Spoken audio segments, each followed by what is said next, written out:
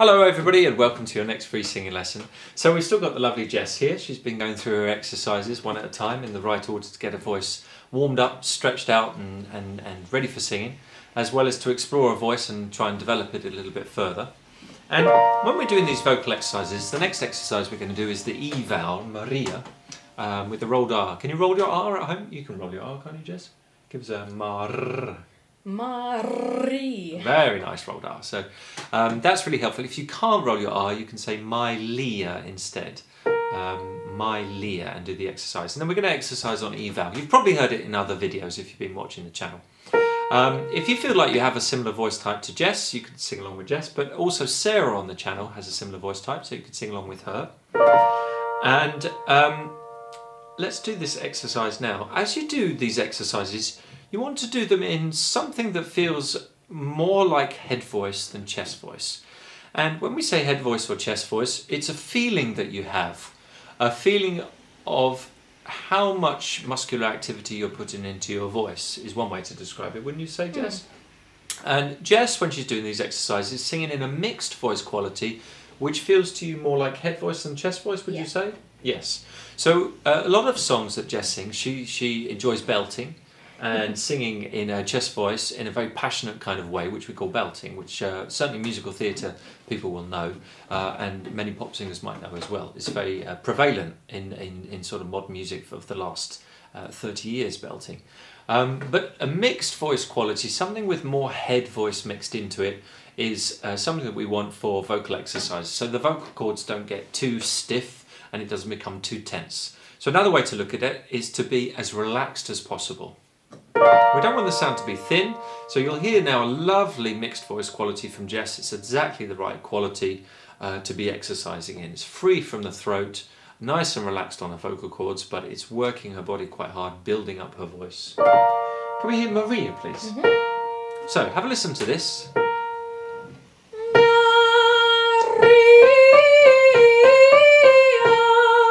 Very good.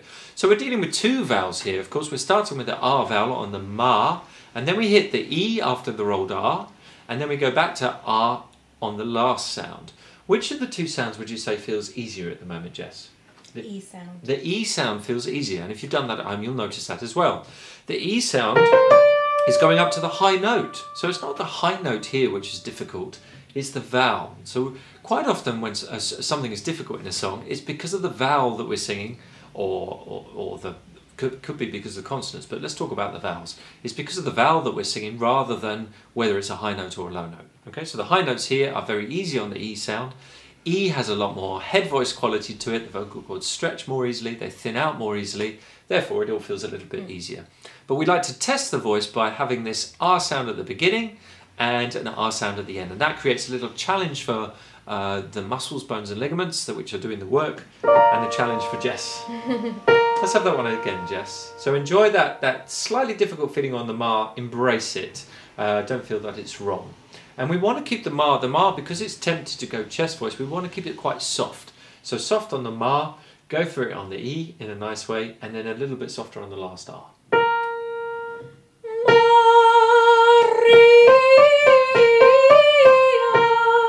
Very good. So you can go up and down twice like that, or just once. Can you show us just once, Jess? Just once.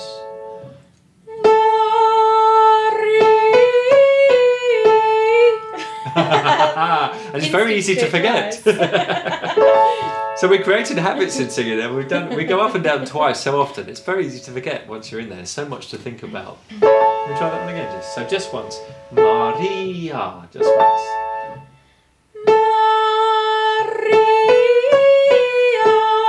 Perfect. Just one.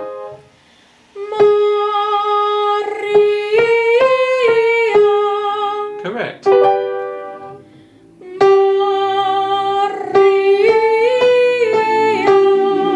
Good. Slower is better for this exercise. The slower we do these stretches and the slower we join one note to the next to create a really nice legato, the better effect it'll have on our voice. It's actually harder as well to do it slower. So don't go faster, faster, faster. We're not after speed here. We're after connecting the voice, connecting the legato line through each sound from one to the next. And Maria.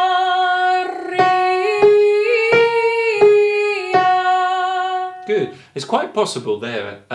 Did you feel it slightly jumped from one sound to the other? And you're likely to feel that.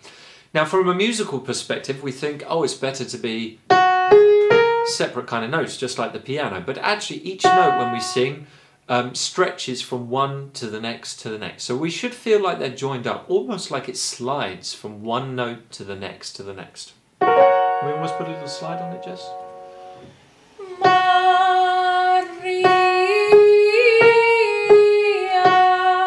Good, and that little arc, that little slide, those arcs should feel almost like they're going sideways rather than up or down. Certainly no up or down in it. Sideways?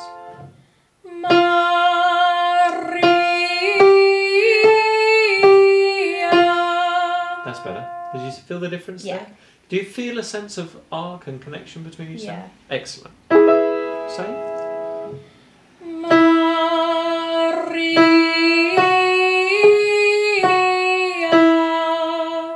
So we're thinking sideways? Okay, so there's an unusual thing, not very widely known, that we shouldn't be thinking, I'm going up to this note, down to this note, down to this note. This is wrong. That's the way the music's lined up, and we're encouraged to think that. You may have a choir director who says, no, you're a bit flat, you need to get up to it. All absolutely incorrect. It's a bad thought to have when you're singing. We should think laterally, like nothing moves up, nothing moves down, but it's all on the same level. It's an increase in energy, it's an increase in stretch, but certainly not up or down.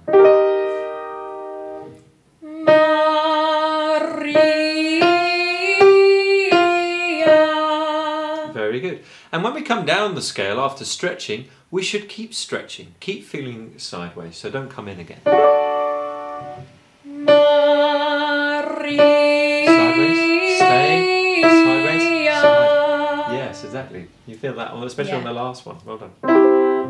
Last one, Jess. It's very low, but we'll try it. Sideways. Sideways. Absolutely correct. Do you see the difference in that? Yeah. So can you describe what you feel, just so that people who feel going this way, rather feels like it's going outwards. So you're thinking quite low in your body rather than up here or here. It feels like it's from here. Yeah, very good. That's a good place to put the thought, low down in your imagination. There is quite a, as it becomes clearer, quite a strong sensation around here in the chest, and we want to feel really quite free in the throat, even though it's the arytenoids in here and some of the muscles around here which are maintaining their sideways stability, should we call it. Okay, up the scale. Let's go from here for you.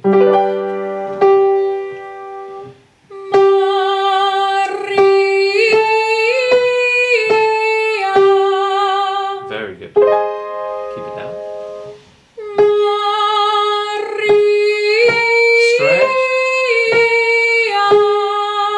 Perfect. That's a really good demonstration of how this should be.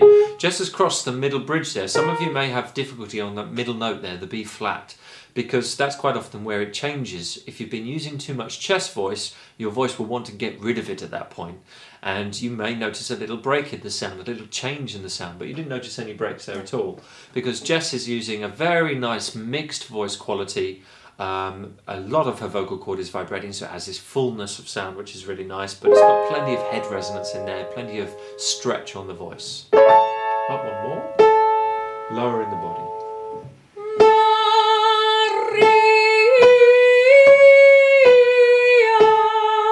Good. Actually, there was a slight lightening here. Yeah. Did you feel it? Did you do that deliberately? You almost put a little H sound in. Yeah, I almost felt like it needed to change. Okay, so you felt like you were perhaps taking too much weight up there on that vocal cord, so you got rid of some of it. Okay, that's okay. On this one, as we go higher, it's actually safer to go for it more. So try not to be intrepid. Make sure nobody's around listening, and just go for it. Sing out as much as you like. At this point, your voice knows what it wants to do. So actually, the louder you go, the more confidently you attack it, the better it'll be. Give it a try, Jess.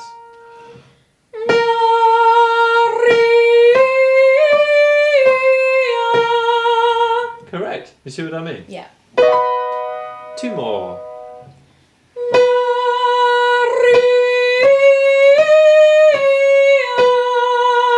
Does it feel harder or easier? Easier. Easier.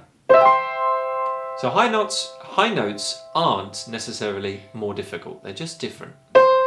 Deep breath. Open wide, like yawning. Go for it.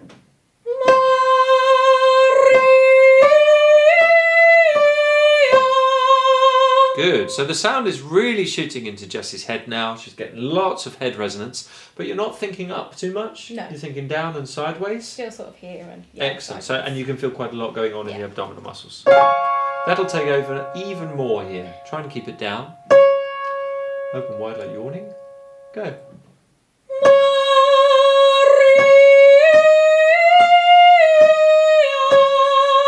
Very good. So Jess has crossed quite a few breaks and bridges is a better term in the voice. She's bridged a few of the zones, and now we approach another zone change on the top F sharp. This is a note where things might go a little bit unstable. Let's see what happens. Are you okay to share that with us, Jess? Yeah. Good. Deep breath and go for it. The more you go for it, the better it'll be. The more you relax.